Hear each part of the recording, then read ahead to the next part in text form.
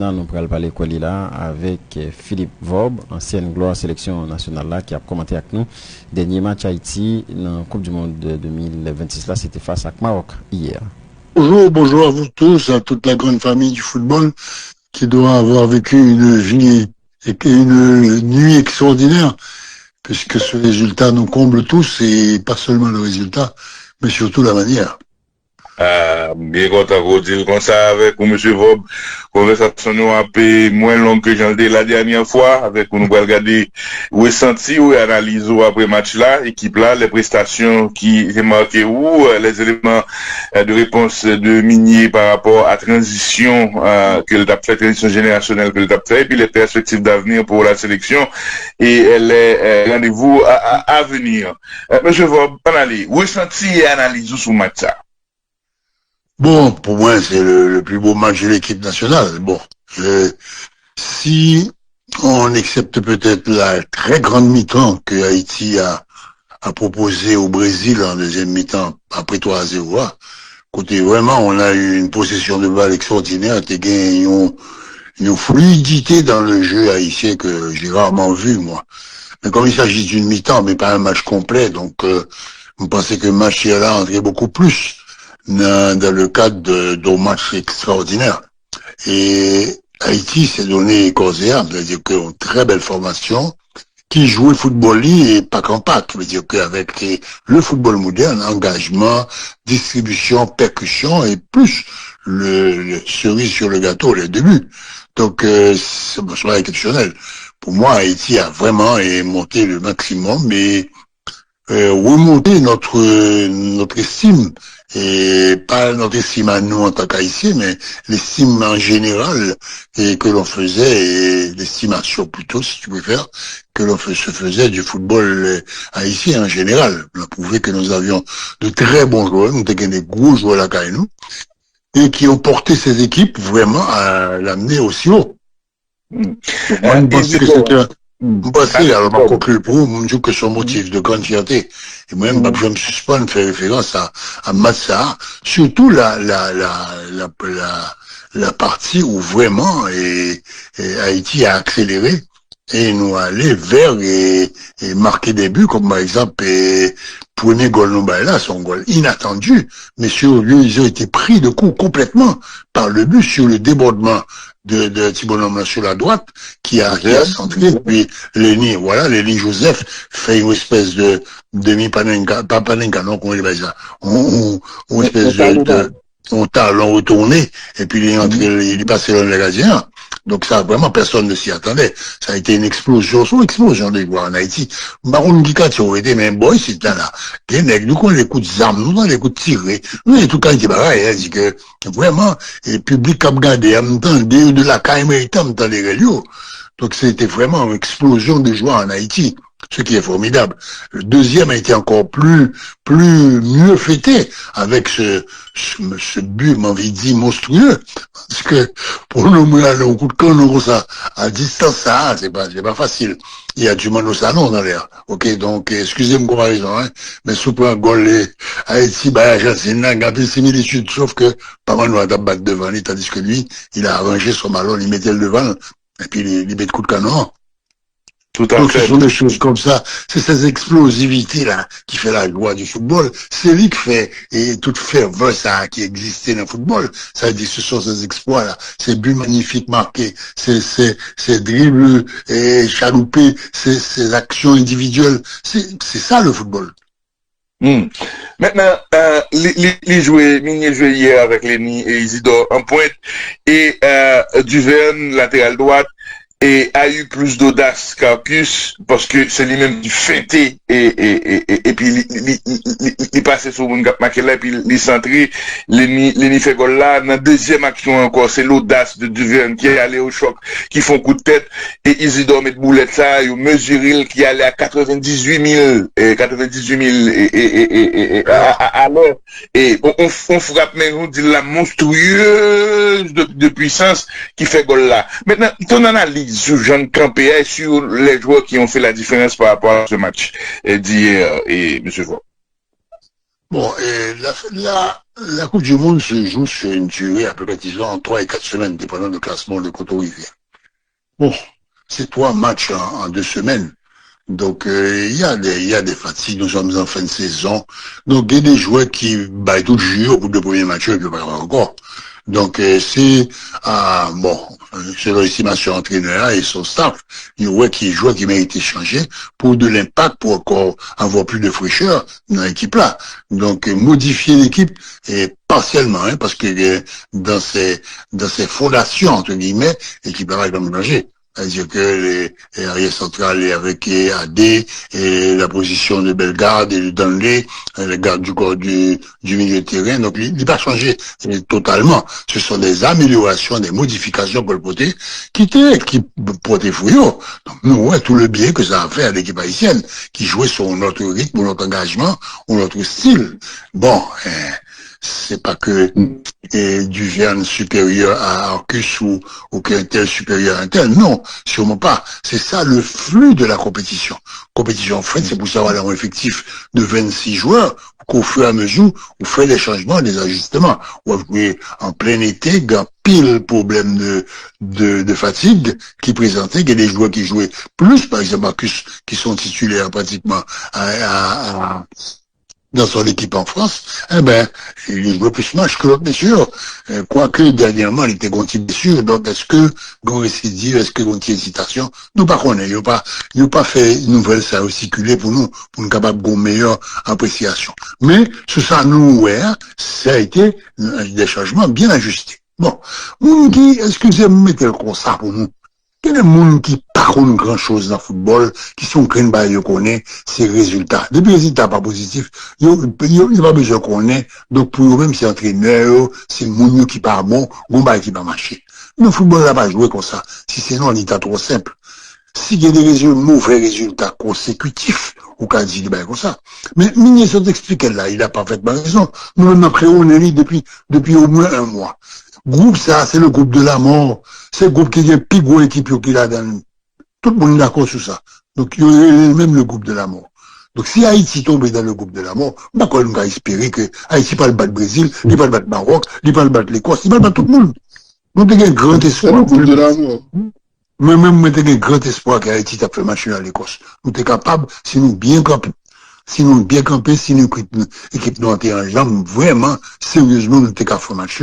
Et, le déroulement du match l'a prouvé. Mais il n'est pas fait. Bon, mais nous voilà affronter le Brésil. Nous prenons le brancher Colongeant. Mais pas dire que c'est tel prometteur avec un tel prometteur. Ou pas entraîneur, ou par contre ça qu'a fait, ou par contre ça qu'a dit, qui était entraîneur, évolué, qui était staff technique là, prend décision lui. Et la décision était très bonne. Jusqu'à présent. Donc, moi-même, pas possible que l'équipe haïtienne là, fait un parcours merveilleux. Et que, bon, nous, de Gaulle, ça veut dire que, il est allé dépasser les 74. Nous, oui, de Gaulle. Nous, expliquer pour ça, pour reprocher, mais après, nous, de Gaulle, le même match là. 74, nous, de Gaulle sur 3 matchs. Là, nous, grand match, nous, de Gaulle.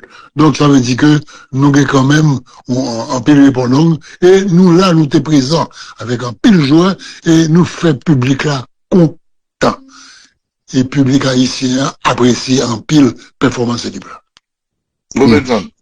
Merci, Wilson. Et, Monsieur Fob, merci pour appréciation et compréhension et partage ensemble avec nous là.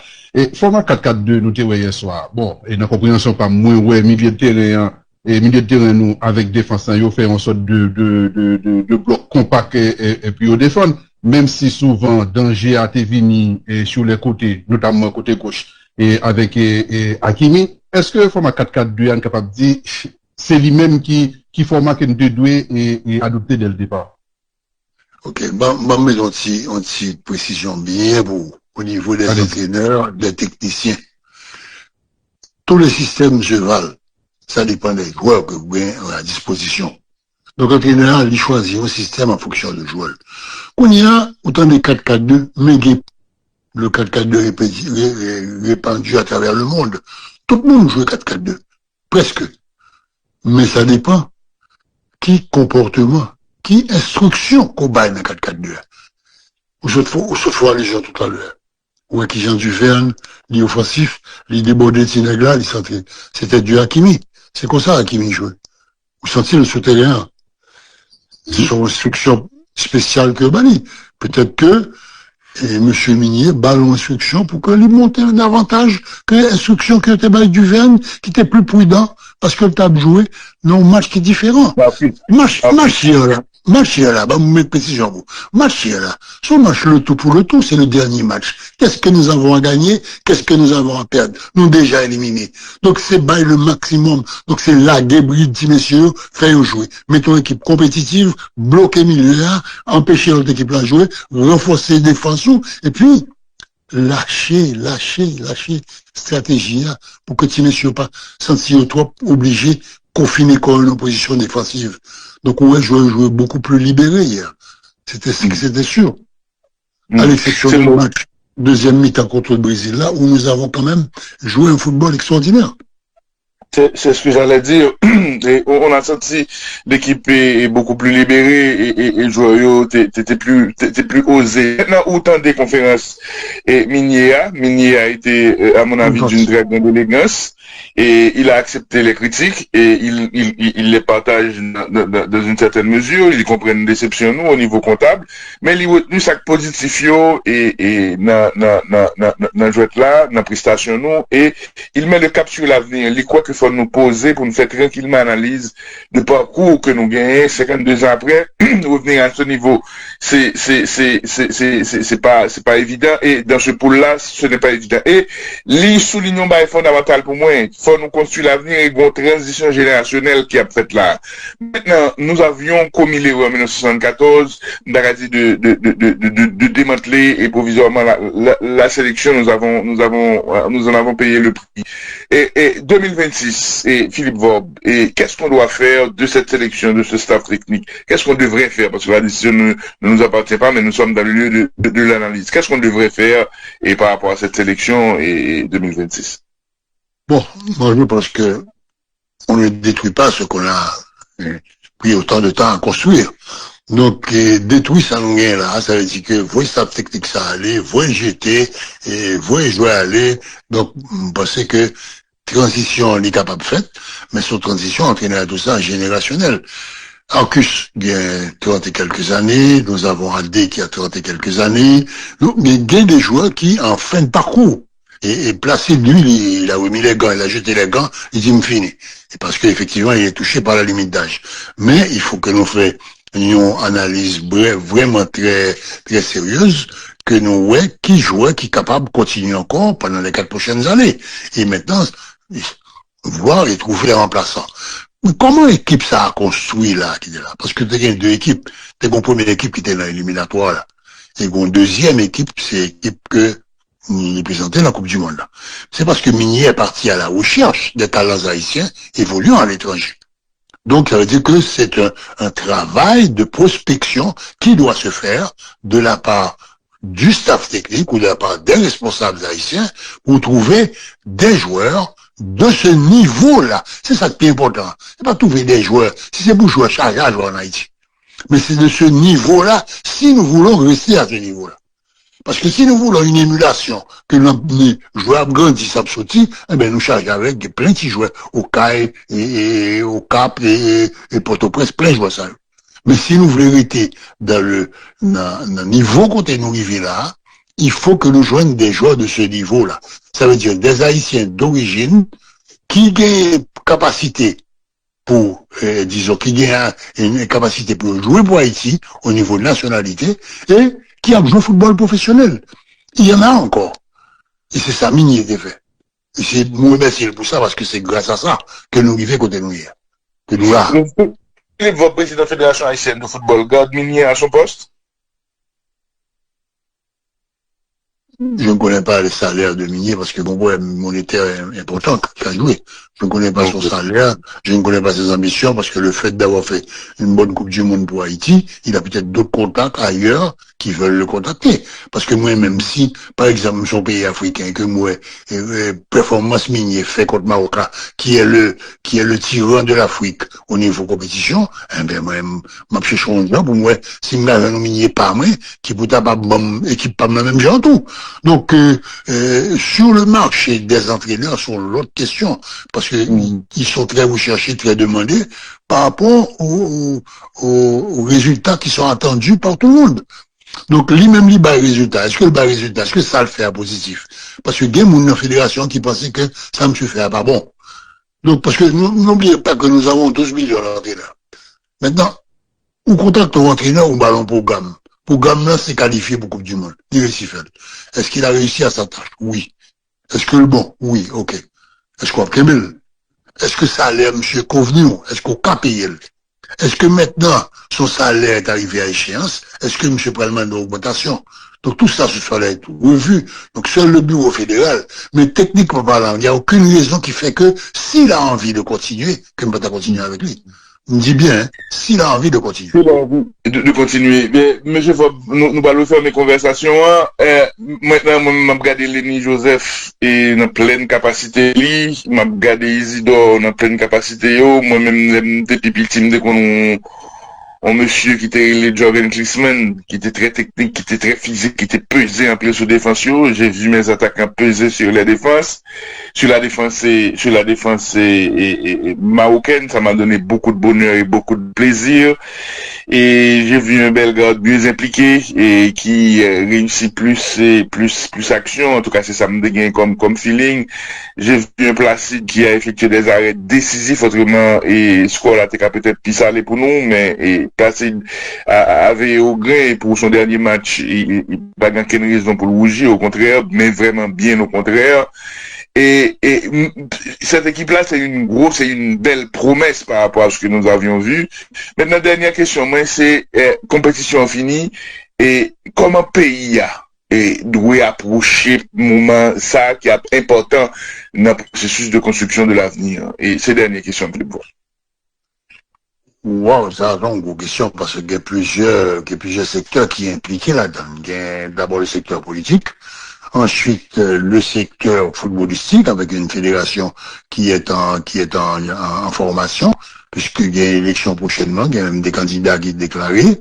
Donc, c'est qu'il va y avoir des changements à la tête du football haïtien. Et puis, bon, maintenant, il y a les joueurs. Et puis, n'oublie pas aussi qu'il y a un gros facteur économique par rapport aux sommes, aux masses d'argent qui vont rentrer dans les caisses de la Fédération haïtienne de football. Qu'est-ce qui va en être fait? Quelle destination? Quelle programmation? Tout ça, c'est très, très important. Bon, maintenant, gérer question ça dans l'état actuel du pays, c'est pas facile. Mais c'est pas facile du tout. J'ai vu que le Premier ministre s'est déplacé pour aller encourager, bon, il a un œil sur la sélection, donc certainement, le politique risque d'avoir, ou certainement va avoir son mot à dire et être impliqué là-dedans, le ministre des Sports, pour voir qui ça que l'on a fait pour améliorer les conditions. Mais là, nous parlons d'un niveau d'organisation du football local, ce qui est une chose qui concerne uniquement les Haïtiens. Mais, situation que nous pas vivre là, c'est une situation qui concerne les FIFA. Parce que c'est FIFA qui était pour responsabilité de faire de comité et Dr. Jean Barla et nommer un comité provisoire pour gestion. Donc, les prend responsabilité là, et les assumer, les suivre de l'alpha à l'oméga, toute gestion que Fédération haïtienne de football l'a fait. Donc, on y est, il demande des statuts, il demande tout bas. C'est un statut au fait, ils ont voté, ils ont allé, par contre, ils allé dans FIFA déjà, mais il va y avoir bientôt un comité de la Fédération, à ce moment-là, ou pas qu'à bicéphale, ou pas qu'à une deux têtes dans le même comité là. Donc, des comités fédération, s'il montait, qu'on y a, c'est des pas gérer question football là. Par contre, je suis moi, et sous comprendre exactement ce qui va se passer ou ce qui est en train de se passer. Donc, les questions d'avenir. Voilà. Donc, les chantiers d'avenir sont très intéressantes et très importantes, mais il faut se donner le temps de souffler, de voir et de réagir. Monsieur Vob, merci un peu, Louis, bien content qu'on partage avec vous émotions et analyse et j'en noté en fusion pratiquement et nous-mêmes haïtiens tout côté nous d'après l'amour, moi-même là, dégagé match. Et non, c'est quoi, moi. Je manquerai la police, mais c'est un moment de bonheur. Merci un pile. Passons bon la journée. Allez, à vous aussi. À bientôt.